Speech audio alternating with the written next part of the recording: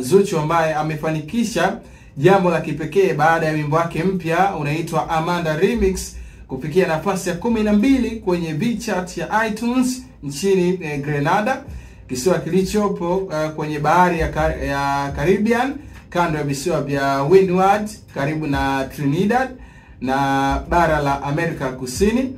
Mafanikio haya ya Zuchu bila shaka yanachangiwa na ushirikiano wake na Spice, msanii mwenye mahadhi ya Caribbean, jambo liloongeza mvuto wa wimbo huo kwa mashabiki wa nje ya Afrika.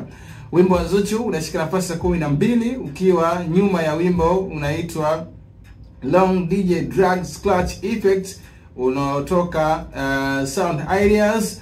Lakini pia Cardi B anashika nafasi ya 10, wimbo wake unaitwa Up, huku wimbo wake wa Money ukishika nafasi ya kwanza, ukifuatiwa na wimbo wa Rihanna nafasi ya pili unaitwa Walk feature Drake.